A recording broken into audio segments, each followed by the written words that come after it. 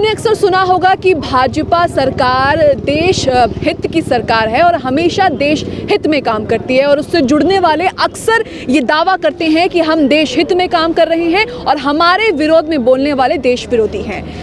ये मेरे साथ प्रबल प्रताप जी जुड़े हुए हैं, भाजपा छोड़ करके आज किसान आंदोलन का समर्थन करने आए हैं।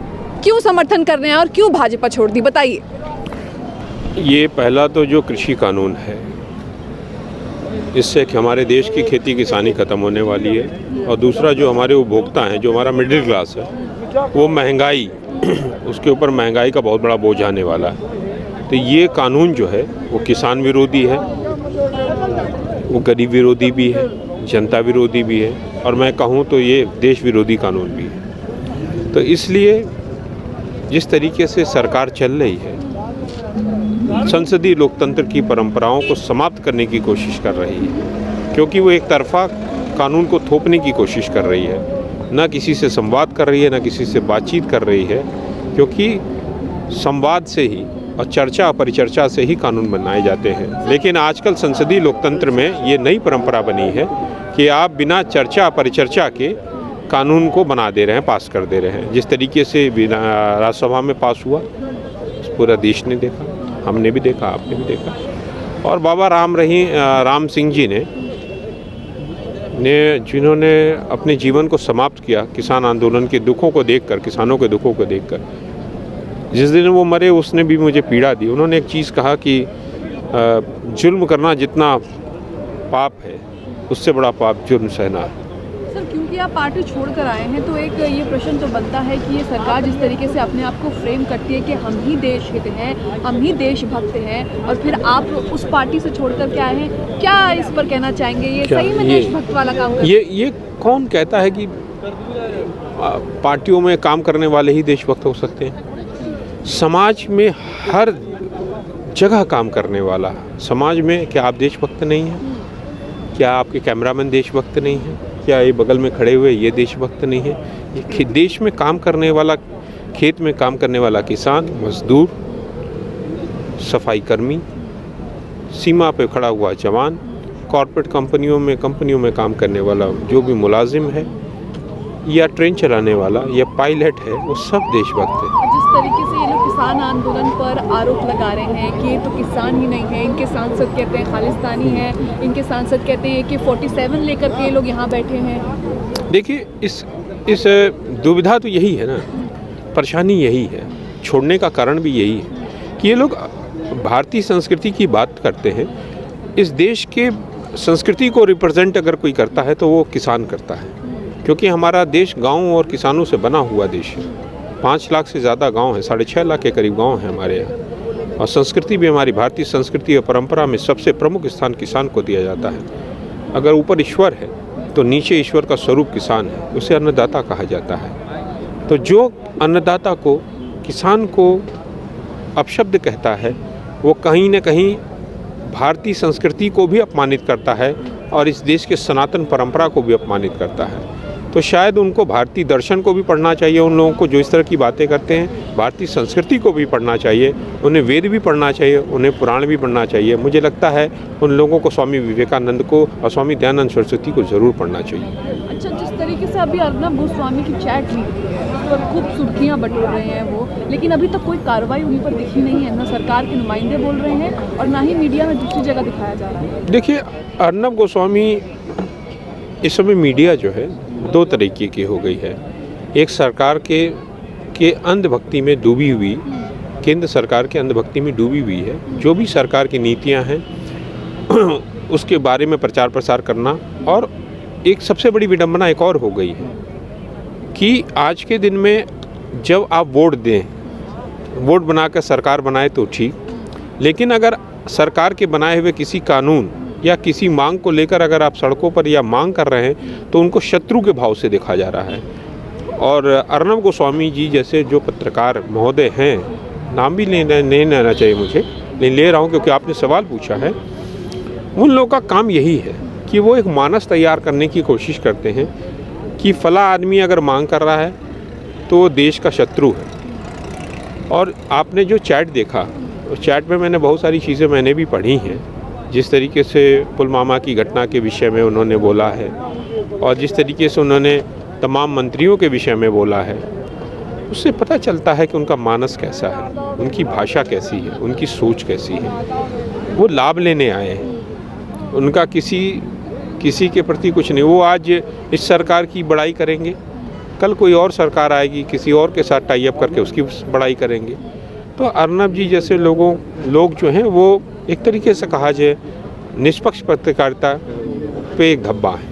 अच्छा, जिस तरीके से प्रधानमंत्री कहते थे कि मेरा 56 इंच का सीना है, चीन को मैं लाल आंख दिखाऊंगा, लेकिन अभी हम देख रहे हैं कि अरुणाचल प्रदेश में पूरा गांव चाइना ने बसा दिया है और सरकारें मौन हैं, मीडिया में भी कोई खबर नहीं है इस तरह की। ये सबसे बड़ी दुविधा है इस देश की कि वर्तमान जो सरकार है उसके अंदर चीन से लड़ने की जो बातें कहते हैं वो उनके अंदर क्षमता नहीं है। वो बातें बड़ी बड़ी कहते हैं। वो माइक और मीडिया पर, मुझे लगता है कि जिस तरीके से हमारी केंद्र सरकार के लोग शीर्ष पर बैठे हुए व्यक्ति जिस तरीके से रोज़ मीडिया पे आकर बोलते हैं, मुझे लगता है उससे शीर्ष पर बैठे हुए व्यक्ति की पद की गरिमा भी समाप्त होती है और बाद का वजूद भी समाप्त होता है। तो जो अगर करना है, चीन को आग दिखाने से काम नहीं चलेगा, एक्शन से काम चलेगा। आप एक्शन लें, देश आपके साथ है, आप एक्शन क्यों नहीं लेते? हमने अक्सर देखा है कि प्रधानमंत्री उन लोगों को, अपनी पार्टी के लोगों को, सांसदों को कुछ नहीं कहते हैं। इतने अपशब्द कहने के बावजूद, चाहे CNRC हो या फिर अभी किसानों का मुद्दा हो, कुछ प्रधानमंत्री कभी अपने संबोधन में भी डांट फटकार नहीं लगाते उनको। कभी मीडिया में भी ऐसा नहीं सुना। संबित पात्रा जी खुद सरेआम कहते हैं कि इन्हें समझ नहीं है, ये खालिस्तानी है, इन्हें विदेशों से फंडिंग आ रही है। आप जब पार्टी में थे, क्या ऐसा कुछ देखा था आपने? क्या प्रधानमंत्री ने कभी डांटा किसी को? देखिए, अगर प्रवक्ता अगर आकर अपने देश की जनता को उलूल जुलूल बातें कह रहे हैं, अपशब्द कह रहे हैं, तो ये प्रथम कर्तव्य है पार्टी के शीर्ष नेतृत्व का और सरकार में बैठे हुए शीर्ष व्यक्ति का कि वो, क्योंकि जिन लोगों ने यहाँ पे वोट दिया उन्होंने विश्वास करके आपको वोट किया। किसी को वोट लेना, क्योंकि मैं जानता हूँ चुनाव लड़ने के दौरान आपको किस तरीके से कोशिशें करनी पड़ती हैं लोगों का विश्वास अर्जित करने के लिए। जब विश्वास किसी व्यक्ति का आपके ऊपर आया है और उस विश्वास को तोड़ने की कोशिश में आघात करने की कोशिश आपके प्रवक्ता कर रहे हैं, तो सबसे पहले शीर्ष नेतृत्व का काम होता है पार्टी के और सरकार के अंदर बैठे हुए लोगों को तुरंत उस पर उनको डांटें, उनको बोलें कि इस तरह की बातें नहीं करें। तो अगर ये बातें आ रही हैं उसके बावजूद भी, हमारे शायद रक्षा मंत्री ने तो कहा कि ये नहीं होनी चाहिए, लेकिन उसके बावजूद भी अगर आ रही हैं तो इसका अर्थ है ये क्या कर रहे हैं, मैंने क्या कहा, एक मानस तैयार कर रहे हैं। ये मानस तैयार करके समाज को वर्गीकरण करने की कोशिश कर रहे हैं। अब इसमें देखिए पहली कोशिश क्या हुई, जब किसान आंदोलन पंजाब में चला तो इन्होंने ये बताया कि ये पंजाब का आंदोलन है।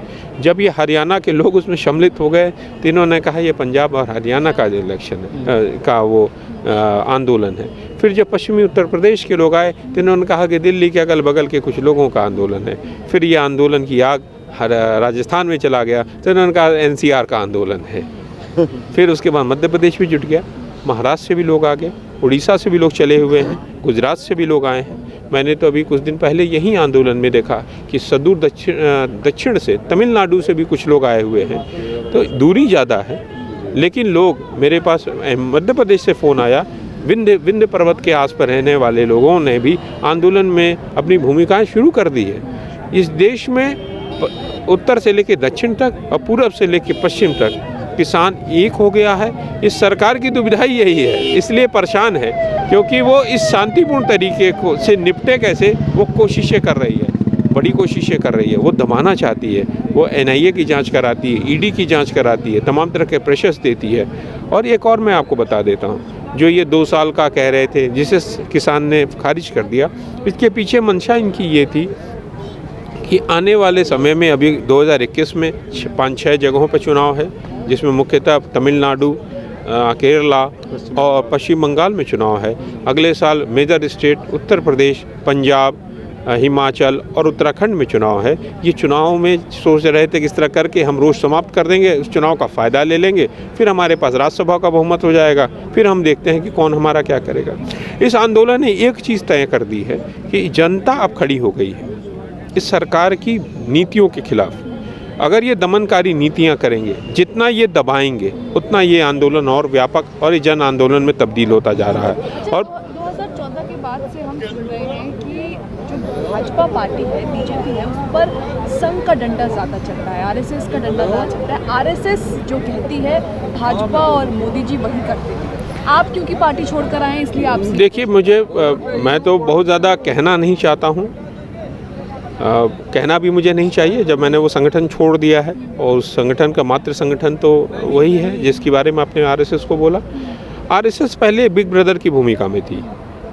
पिछले 5-6 सालों में मैं देख रहा हूँ आरएसएस अब जुड़वा भाई की भूमिका में हो गई है। एक बहुत अच्छी किताब लिखी है विजय विद्रोही जी ने, उन्होंने भी स्पष्ट किया संगम शरणम गच्छामि। तो मैंने ज़्यादा उसके बारे में सुना है मैंने। उसमें एक जगह उन्होंने बोला भी कि ये अब जो है भारतीय जनता पार्टी और आरएसएस दोनों जुड़वा भाई की तरह काम कर रहे हैं, तो कोई डंडा उंडा किसी का है नहीं। और मैं एक और चीज़ बताऊं, जो बड़े उद्योगपति दो हैं, इनका प्रभाव इस सरकार में और संगठनों में बहुत ज़्यादा व्यापक है। और मैं आपको एक और चीज़ बता दे रहा हूँ, अगर इसी तरीके से एकाधिकार ये कराते रहे, जैसे इन्होंने रेल दे दिया, इन्होंने हवाई अड्डे दे दिए, इन्होंने बंदरगाह दे दिए, अडानी अंबानी को दे दिए। अब इनकी लड़ाई ये हो रही थी कि हम मिनिस्ट्री समझ लीजिए, इन्हें कृषि दे रहे थे, मतलब कृषि दे रहे थे अंबानी को, अडानी को दे रहे थे भंडारण। अंबानी आते फूड सप्लाई करते और अडानी जो है भंडारण करते। तो ये कोशिशें हो रही हैं। अगर आप इतना एकाधिकार आप दे देंगे तो एक दिन ये इतने मजबूत हो जाएंगे कि ये जो मौजूदा भारतीय जनता पार्टी के अंदर, जो मैंने नाम नहीं लेना चाहिए, ले रहा हूँ, ये अंदर जो लोग बैठे हुए हैं, जो मुख्यमंत्री बनने का सपना देख रहे हैं, आने वाले भविष्य में ये हो सकता है कि अडानी अंबानी की सीईओज मुख्यमंत्री बने, विभिन्न राज्यों में प्रेसिडेंट्स उनके सीईओज बने, उनके कंपनी में काम करने वाले उच्च पदों पे लोग वो मुख्यमंत्री के दावेदार हो जाएं। और हो सकता है 2024 या 2029 में अडानी साहब प्रधानमंत्री बन जाएं और अंबानी साहब राष्ट्रपति बन जाएं। ये भी हो सकता है, ये घोषणा करके जा रहा हूं मैं। अगर ये स्थितियां अगर इसी तरह रहीं, इसी तरह आप एकाधिकार देते रहे, तो कोई दिन दौर नहीं है। 272 सांसद खरीदने में बहुत ज़्यादा समय नहीं लगता। जब पैसा ही महत्वपूर्ण हो जाएगा, मजबूती आ जाएगी, तो इस देश का किसान वो समझ रहा है कि सरकार जो है गुलामी की जंजीरें लेके आ रही है, अपने उसके पैर में, देश के पैरों में बांध रहे, उसके बीच में किसान खड़ा हो गया है कि जो इस जंजीर को अपने हाथ में पकड़ लिया और कहा है कि ना हम पहनेंगे, ना हम अपने देश के वासियों को पहनने देंगे। इसीलिए मैं सरकार से कहना चाहता हूँ, वो इस किसान विरोधी, इस गरीब विरोधी, इस जनता विरोधी और इस देश विरोधी कानून को ज्वाइंट सेशन में बुलाए पार्लियामेंट की, और उसे वापस रिपील कर ले, नए तरीके से कानून बनाए और एमएसपी पर गारंटी कानून बनाए। आप किस पद पे रहे हैं? विधायक रहे हैं, सांसद रहे हैं बीजेपी? मैं महानगर संयोजक रहा हूँ स्वच्छता अभियान प्रकल्प का गोरखपुर से, और मैं पिछले 4 वर्षों से लगातार उनके बीच में काम किया है। मैंने कई महत्वपूर्ण जो योजनाएँ थी, पार्टी के कार्यक्रम थे, मैंने उसमें भी पार्ट लिया है और उसकी प्रमुख भूमिका में रहा हूँ। और मैं एक चीज़ और आपसे कहता हूँ, मैं आपके माध्यम से जनता को भी एक आह्वान करना चाहता हूँ, खासकर किसान पर, कि अब जो है जाति और धर्म के बंटवारे से और खांचे में मत बंधो। जो इस एकता के साथ आप आए हो, इसी एकता के साथ रहो और आने वाले चुनाव में इस एकता को प्रदर्शित करते हुए वोट करो। ये वोट की ताकत ही आपको बताएगी। आज 303 सांसद हैं वर्तमान मौजूदा सत्ता के पार्टी में, लेकिन एक भी सांसद खड़ा होकर अपने देश के शीर्ष नेतृत्व से कह नहीं पा रहा है कि हमारे देश के, क्योंकि ये कहाँ से आए हुए हैं, ये सारे उन्हीं के लोकसभाओं से आए हुए हैं। एक भी सांसद खड़ा होकर नहीं कह पा रहा है कि ये हमारे लोगों की वाजिब मांगे हैं, इसको सरकार सुन ले। इसलिए अब किसानों को भी चुनना होगा कि खेती किसानी की बात करने वाले लोगों को भेजना होगा। ये बड़े बड़े पूंजी लेके आने वाले लोगों को नकारना होगा। संसदों में अगर आवारा धन जाएगा, आवारा धन से लोग अगर संसदों में संसद सदस्य बनेंगे, तो आप समझ लीजिए देश इसी तरह बर्बाद होता जाएगा।